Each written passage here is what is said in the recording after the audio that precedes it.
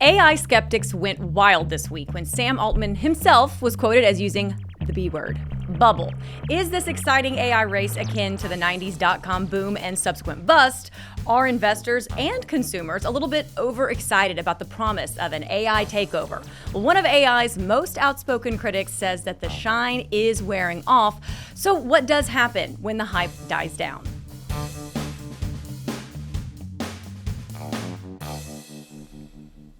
Welcome to Agents of Tech and to our Washington, D.C. studio. I'm Atria Godfrey, and with me today here are Stephen Horn and Layla Rizvi. This is a very hot topic. It seems that AI is everywhere right now. It's really hard to miss, but is it really the undeniable next big thing? Or are we overblowing the impact that AI will have?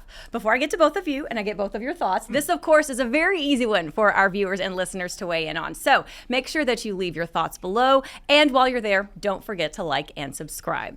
All right, so AI, the B word. What do you both say? So I was watching the GPT-5 release and demo live, and I will say I was disappointed. So when I was watching it, it wasn't, fireworks, and it was also just very sterile, the whole thing. But I still don't think just because OpenAI were a little bit limp in the GPT-5 release, and they also need to raise investment in whatever way is possible. I don't think that means that the entire AI train is kind of over, and current strategies and paradigms which have got us to this point are now hit a wall. Well, can we not hold two things in our heads at one time here? Is this beyond us in this world of AI? But, can we not think that AI can be a revolution and a bubble at the same time, right? That we are in the long haul, we are in for a revolution, but we're in a bubble as things go along. Like we've always been in a bubble in every industrial revolution that we've ever seen. OpenAI is a $500 billion company, right? Let that sink in. With regard to ChatGPT-5, do you think that people were expecting too much of a complete overhaul and not just some slight improvements? Well, yeah, because GPT-5 had a lot attached to it, as in you saw those images from when GPT-4 was released, that this is how big GPT-4 is and this is how big GPT-5 is. So everyone was expecting a huge jump. Really, GPT-5 should be called GPT 4.6, but that's not going to get OpenAI another 100 billion, is it? Right. So they had no choice but to, because everyone was waiting for the next thing, which was labeled GPT-5. But do you think the other problem with ChatGPT now is that everybody has their own view on what they think it should be? ChatGPT-5, the latest thing, so everybody, all of us think it should do this or it should do that. And if it doesn't do what we want it to do, all of a sudden, it's rubbish, right? It's I'm glad that you mentioned the investment component, because I would like to have your viewpoint as, a business owner, as an entrepreneur. Do you think that we are over-investing in AI? No, we're under-investing. Okay. Yeah, I agree. I think a lot of these companies are still undervalued as how, that sounds ridiculous, but I actually think that's the case. I mean, the trouble is with a lot of it, though, Audrey, it's not very sexy, right? It's productivity improvements. I mean, no one gets very hot under the collar about productivity improvement. But with agentic AI, like we saw with James, that's what's happening now. So, I think we're underinvesting. I think all of us are going to be overinvesting in AI. And I think we also have this kind of tolerance where we expect something of the AI, and if we actually compared it to how GPT-3 was 2 years ago, seeing GPT-5 back then, we'd say this is AGI, but now because we're like, actually we're a little numb to it. Exactly. So I think that's going to continually happen, and something which resembles AGI will come about, and everyone will say, well, it's all right, it's okay, but why can't it take us to Mars? Right. Right. Yes. Well, all right. Get Elon on the phone. So it sounds like we might have some fireworks with Gary Marcus. That's coming up. All right, let's get to it. Gary Marcus is a cognitive scientist, best-selling author, and founder of Geometric Intelligence, which has been acquired by Uber. He is also one of the most prominent critics of deep learning and large language models, and calling them for more reliable approaches and stronger regulations. Gary, it's such a pleasure to have you joining us today. Appreciate it. Thanks for having me. All right, so the word skeptic has been thrown around a lot when it comes to your name and your viewpoint on AI. What do you believe? Is this a bubble? I'm a skeptic in all things, in the sense that I'm a scientist. I want to know how things work. I want to know whether the claims that are made around them are true. It so happens that in the generative AI era, there have been a lot of untrue claims, and as a scientist, I call them out. especially because I think that they have consequences, negative consequences for society. I actually love AI, and I wish people would get that part too. So it's not that I don't want AI to succeed. I do want it to succeed, but I don't like how it's being done. Now, in terms of the bubble part, we're probably in a financial bubble. The valuations don't really make sense in terms of two things, the economics and the technology. So from the technological perspective, which is really how I come into this, I can look at how a large language model works and what it does, and I can see that it has problems. In fact, some of those problems I foresaw a quarter century ago, literally. I wrote a book in 2001, and I pointed out that technologies that are kind of the ancestors of today's technologies would hallucinate. I didn't use that word, but I said that they would inevitably overgeneralize. And that's what's happening. They hallucinate, they overgeneralize, they get things wrong. Yesterday I asked GPT-5 to draw a picture of me juggling 5 tennis rackets.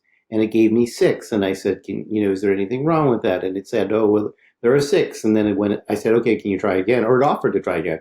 And it made 7. On the technical side, the reality is they're like a magic trick, a parlor trick. It's an incredible trick. There's some genuine uses for it, but it's just not as smart as it looks. LLMs are interesting, but they're not the answer to so-called artificial general intelligence.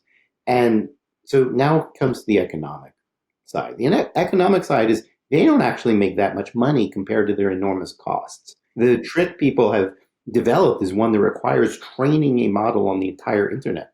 That turns out to be expensive, hundreds of millions of dollars, sometimes billions of dollars possibly. And it's much more expensive than traditional software. So when your expenses are billions of dollars, you need to make a lot of money. And so far, all that people have been able to make out of LLMs is maybe the entire industry has maybe made $20 billion to date, but it has spent like $500 billion. Those numbers obviously don't make sense. Now, the fantasy was, okay, GPT-4 is not that great, but GPT-5 is going to be great. It's going to solve all these problems. So, over the last couple of years, everybody tried ChatGPT. Everybody kind of saw what I'm saying, which is like, it's really cool, but you can't really trust it. So the theory was that the next model would be so much better, would solve all those bugs, they'd all go away, and now it would be worth it. Now you'd be able to make infinite money. You'd have this thing called artificial general intelligence that could solve any problem you had. And of course, people would pay a lot of money for that. I mean, that might actually be worth trillions of dollars.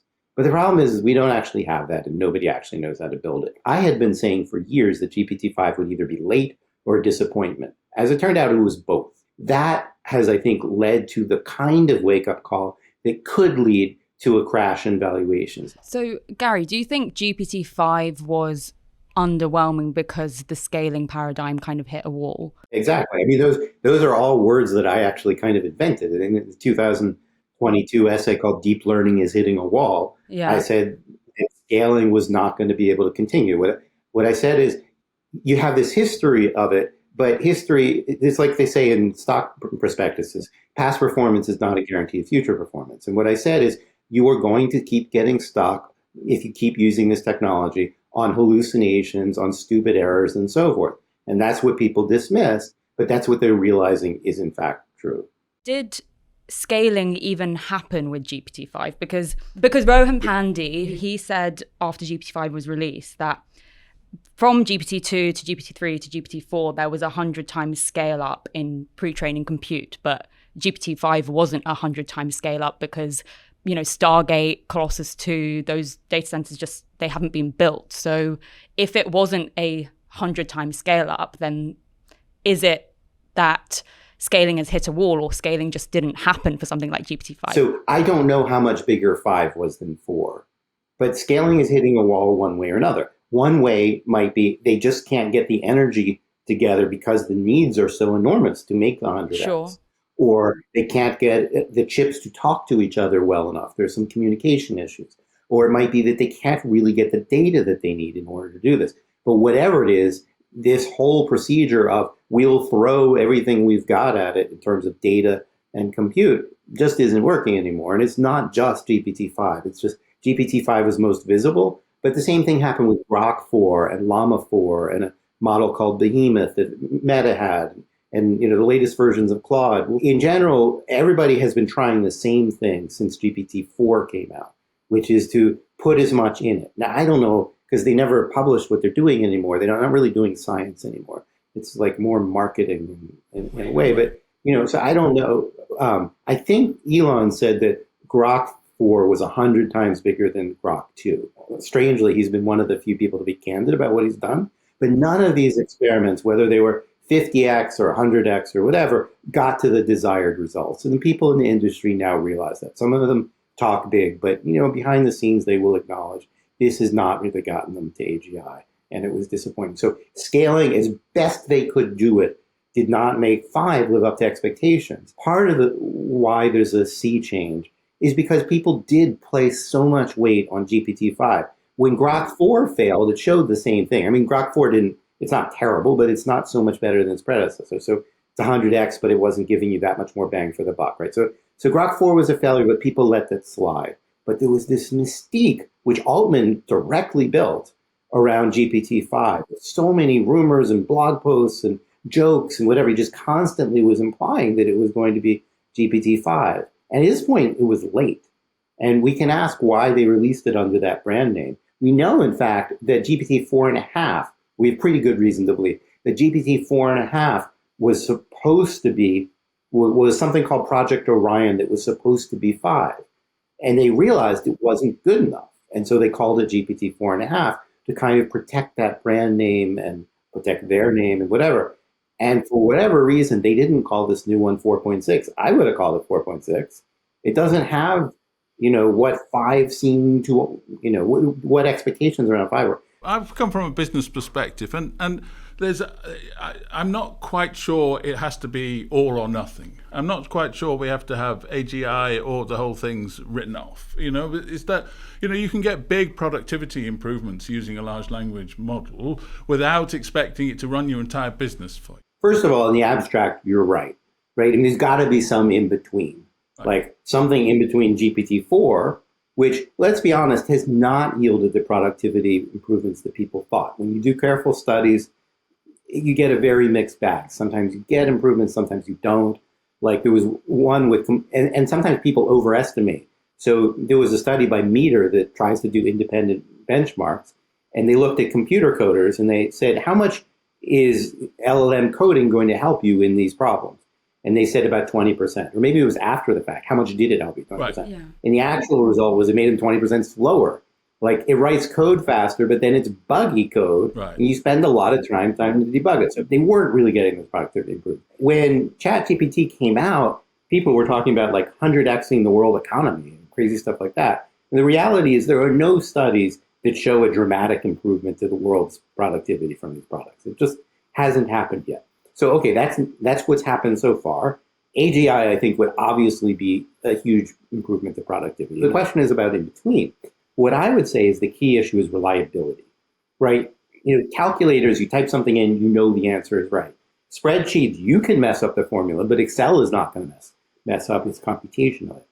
LLMs just aren't like that. And that means that it limits the productivity because you're always worried about hallucinations, some of which can be very expensive, right? If you're running a customer service thing for a bank, a single mistake could cost you a lot of money. You tell the customer, you did this thing, you didn't, and they sue you, and, there's bad press and so forth. And so a lot of the productivity gains are only going to come if we have reliability. And my thesis, which has held strong for a quarter century, is that these technologies are not going to give you the reliability that you need.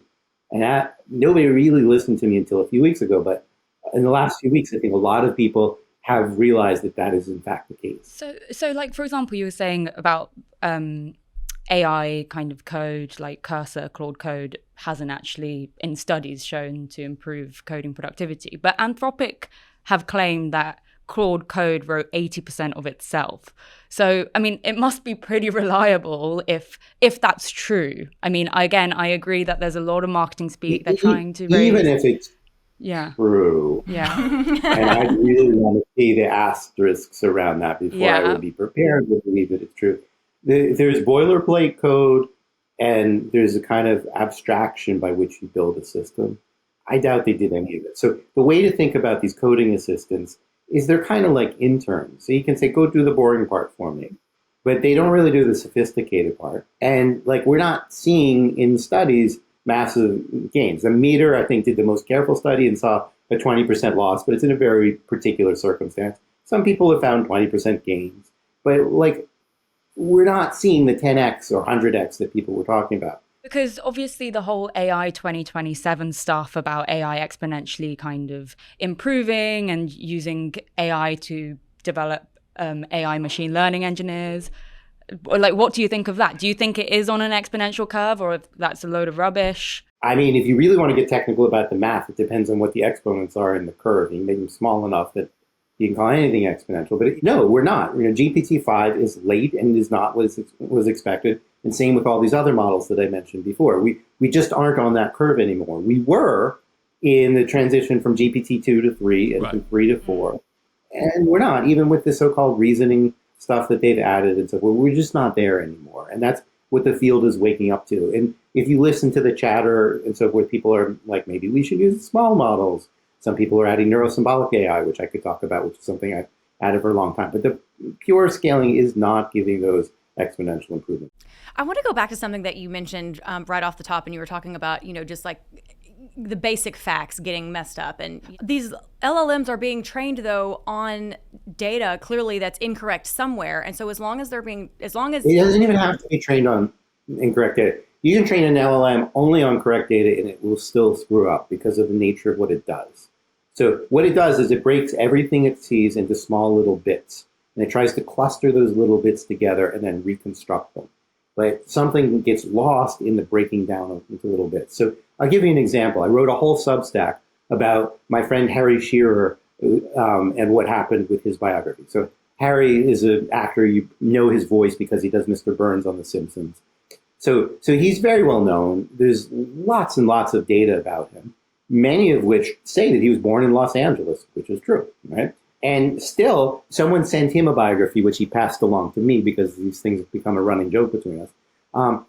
Somebody sent him a biography in which it said that he was a British comedian, voiceover actor, etc. But he's not British. And there's incredible amounts of data in the database to tell you otherwise. Probably, 1,000 or 5,000 interviews or something like that. There probably wasn't any data until I shared his example saying that he was born in England. But on the other hand, his mate, so to speak, in Spinal Tap, Christopher Guest, the actor who plays his mate in Spinal Tap, is a British actor. And it's just conflating these different pieces in the process of reconstruction. So in technical terms, there are things called embedding spaces and clusters within them. And it's going to put Christopher Guest and Harry Shearer near together because they were in, I think, 4 or 5 of the same movies. And the system's just conflating them together. So it's not just that the data are bad. Can we move on a little bit to what you think some of the answers are? Because, you talked about that a little bit earlier. It was something that you've been studying a long time. You said right at the beginning that you believe in AI, but at the same time an AI skeptic. So I'd be really interested to move on to, from all the work you've done, where you think we where we might head on this. I wrote a paper called The Next Decade in AI, which you can find free on Archive. Just look up the title of my name, Next Decade in AI. In 2020, explaining what I thought we should do. I still think we should do what I said there, which I'm going to explain in a second. And we've made no progress on any of that, and that's really depressing. So I said we need to do 4 things. I won't go into all of them here, but I'll give you 2 of them. One is what I call neuro-symbolic AI. This is something I've been focused on for a lot of my career. What that means is combining 2 approaches. One approach is called neural networks. That's what large language models are. They're supposed to look a little bit like the brain. They use all these things that we call nodes. You could think of them as neurons, so they're very oversimplified. And they basically do pattern matching. So that's one approach. It's very dominant right now. The other approach just looks like computer programming. We call that symbol manipulation. It has its history in algebra and logic. And most of it is just recognizable as typical computer programs. You have functions that you transform things and so forth. And so what I've always said is we need to bring these together. There's a history, a kind of sociology where people played on these 2 teams and hate each other. They fought over grant money and graduate students and prestige. It's been really, really bitter. And they ridicule each other and so forth. The reality is we need the best of both worlds. So that's what I call neuro-symbolic AI. That's number 1. And number 4 in the paper, but we'll call it number 2 here, is what some of us call cognitive models or world models. And this says that you keep kind of like a database in your head of the stuff going on. So like I build a world model of the scene I'm looking at. So there's a table, there's 3 people, there's some microphones, there's a screen that I'm projected on a tripod, there's bookshelves. And then I'm also building a model of like your personalities and who asks tough questions and who asks the business questions and so forth, right? So this is really basic to how we think about the world. We're like, okay, somebody's flying. If it's Clark Kent, I dig it because that's his world. If I see it here on the street, then like, whoa, what is going on there? I need to understand that, etc. So we're always doing this, and our reasoning is relative to those world models that we build. And LLMs, it's just, what would somebody say here given a bunch of words in a particular context? It's very different. We need to build AI that does that. We have it in certain limited circumstances. So a GPS system, a navigation system, has literally a model of the world. What are the roads? How do they connect to each other? If they make a mistake, it's because the data was wrong. But given the correct data, they make 100% reliable inferences, and they get you from point A to point B. And so we do use world models in certain cases. People building robots have understood this for years and years. But a whole lot of people kind of fell in love with the magic of large language models and gave up on that approach. We need to go back to that. We've got companies in Silicon Valley now who are valued at hundreds of billions of dollars, and they're valued at hundreds of billions of dollars around these large language models. What needs to happen for people to stop going down that path and to go in the direction that you're talking in when the huge monetary incentive is around the large language model? There's a book, an old book, and it was about things like the tulip crash. Right. So imagine you're in the middle of Holland, tulips are going insanely up, and you sit there and you know that this doesn't make sense. I mean, really, $10,000 for a tulip, right? But you don't know when the mania is going to end. So you can make a rational argument that this, just does not make sense, but you don't know when people are going to change. Now, I think the GPT-5 moment of disappointment might change that crowd psychology.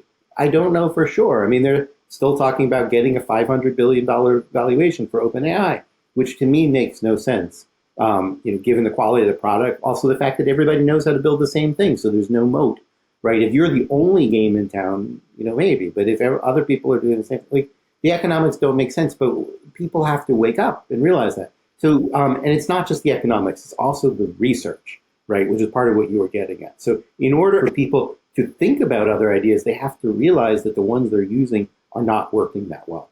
There is actually some recognition of that in industry now. So for example, they're using a lot of what they call tools, which actually are like classical computer programs in their systems. They're not making too big a deal of it, but they are. They're actually doing this. And so they are slowly shifting what they're doing, because even if they don't want to admit it in public, in private, they realize that they're not getting the gains from adding more data that they want. So there's starting to be some pressure, realizing from the internal failures, even if they don't make them public, that they do need something new.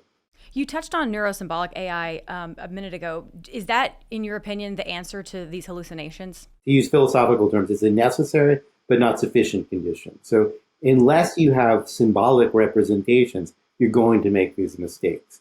Now, that doesn't mean that all of this is going to be solved the day that we have neuro-symbolic AI. We have to build the world models and all the other things I was talking about. How would you do that at scale? Because that's the challenge, right? And I guess when the large language models kind of came about, the idea of just throwing loads of data at it was controversial itself, as in that wasn't the standard path. So how would you choose that?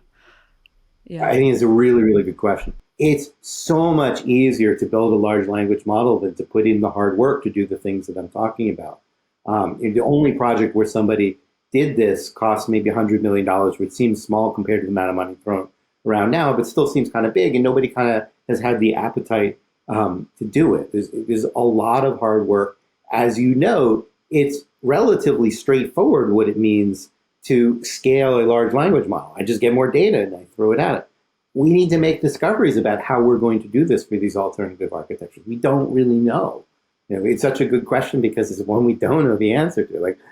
Most of the things you asked me, I kind of know. And that one, I don't. I know some of the places that we can look, but that's where we need to do the science. An analogy I would make is like in the age of alchemy, people had some good intuitions that you could kind of take different chemicals and put them together and do cool stuff, but they didn't know which is which. They didn't know that if you actually wanted to make lead into gold, you were going to, need massive amounts of energy, and so like they didn't understand it. But they had, learned certain things that work, and they were missing certain things. They had not invented the periodic table that organized all of it. We're kind of like in the age of alchemy for AI. Like people try some stuff, some of it works, some of it doesn't. They don't tell you about the stuff that didn't, and they get a little bit better. But what we're doing is not very principled, and we're going to have to invent things. We're going to have to make some new scientific discoveries in order to answer your question. How are you going to take a different approach and make it at scale? Seems like a good place to end. I have one final question. I want one final thought from you. And this is where I think being an AI skeptic is probably welcomed by the masses.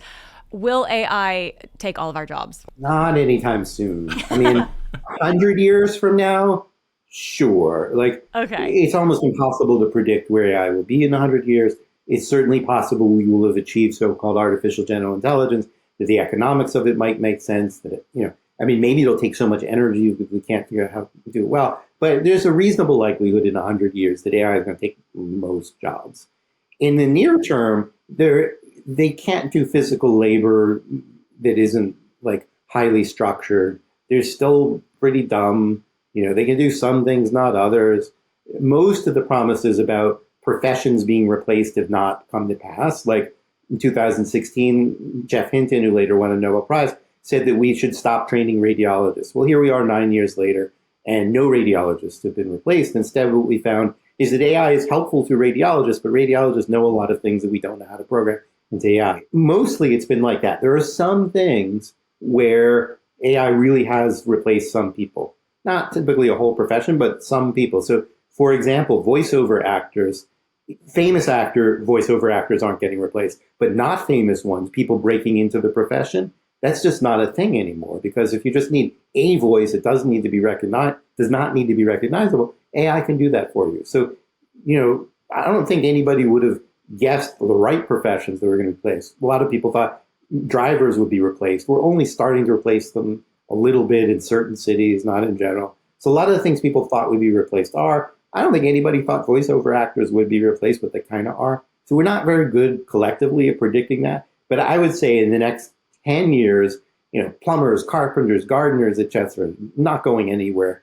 Actors are not going anywhere, etc. Inexperienced computer programmers might be in trouble. Top computer programmers aren't. It's a sort of complicated mix. But we're not going to see massive unemployment in the near term. We do need to think about what's society going to be like? How are people going to find meaning when we do reach that, even if it's 20 years, 50 years, or 100 years? We should start to think about it.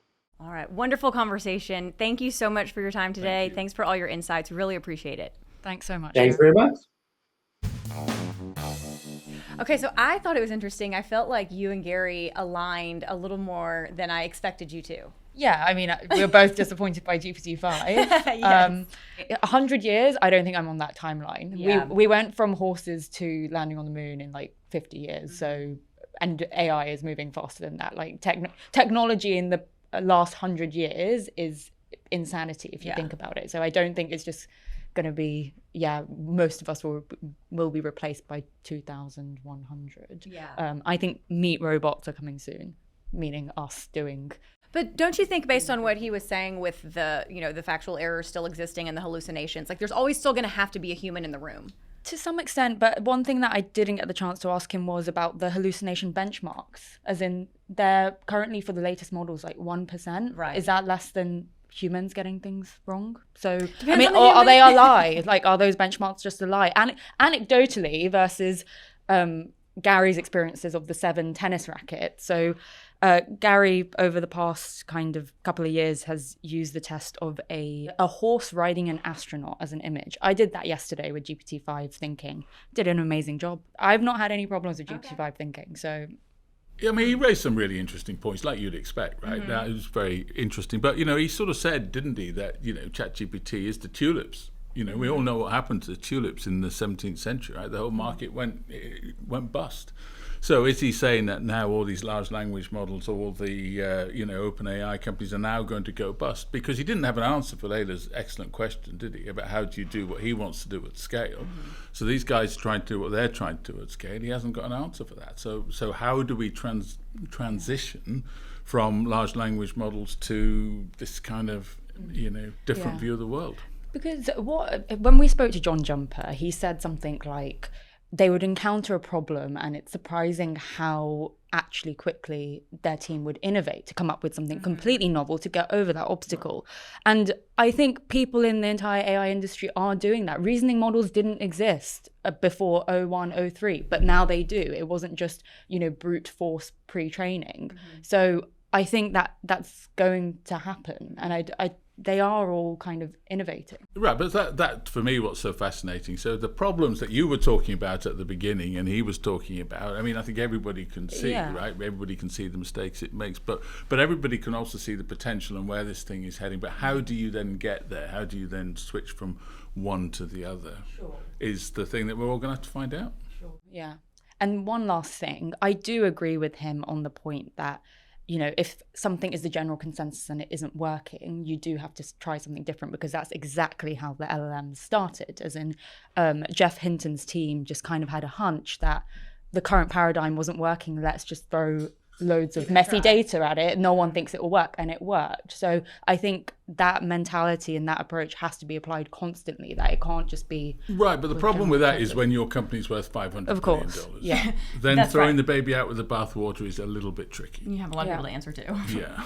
All right. Very fascinating conversation. You've heard Gary's case for not taking AI at face value, and we would love to know your thoughts. Make sure to comment below. Let us know if you agree or disagree, or maybe you're somewhere in the middle. Make sure to like and subscribe while you're there as well. The more feedback we get, the more we can tailor our talks. Until next time, we'll see you later.